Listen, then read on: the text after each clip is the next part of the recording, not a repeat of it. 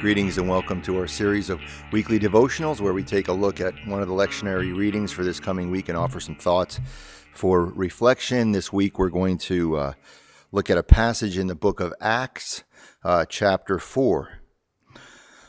Some of you may know that I'm sort of a huge Marvel Comics superhero fan, and I recently watched again for the umpteenth time the movie Captain America. He's one of my favorite Marvel superheroes, and the story of Captain America is that he used to be a 98-pound weakling, Steve Rogers, and he was given a special formula and turned into a muscular, muscle-bound superhero, Captain America. But with this newfound power, he uses his power for good because he came from the place of being a 98-pound weakling. He knew what it was like to not have power, and so when he gets his newfound power, he uses it in the service of good. And I've been watching recently a streaming series on Disney Plus, The Falcon and the Winter Soldier. And in that series, there's a new Captain America. It's not Steve Rogers. A new soldier is made into Captain America. But this new Captain America is sort of a bully. He uses his power to sort of abuse and oppress people. And it's a stark contrast for me in the ways that we use power. And this contrast is also evidenced in the passage from the book of Acts.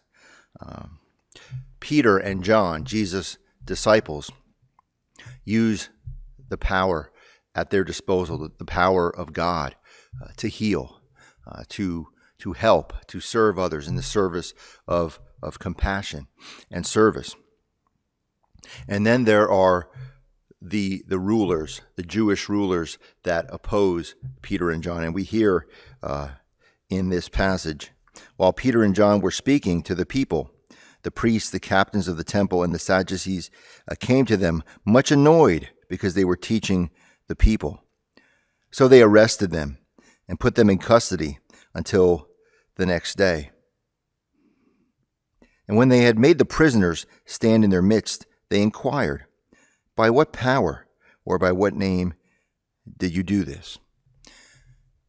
And this is just an example of the sort of the way that powerful people in our world and our society respond to threats, to insecurities with force, with violence, by imprisoning, by oppressing, by inflicting injustice upon others.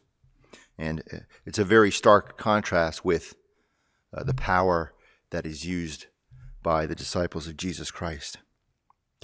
And I think this contrast is important for all of us. We may not think of ourselves necessarily as having a whole lot of power, depending on who we are and what our station in life is, but we certainly live in a powerful country. And most of us, relative to the rest of the world, have a fair amount of privilege and power over others. And we all have, I think, the power to influence people in our lives, kids around us, family members, friends. We all have people in our communities that are in need, and so we all have at least some measure of power. And I think our passage today poses that question for us. How do we wield it? Do we abuse it? Do we use it to our own advantage? Or do we use it in the service of healing and helping others? Do we use power in the ways of worldly power, or the power of the empires of this world, or godly power? Amen.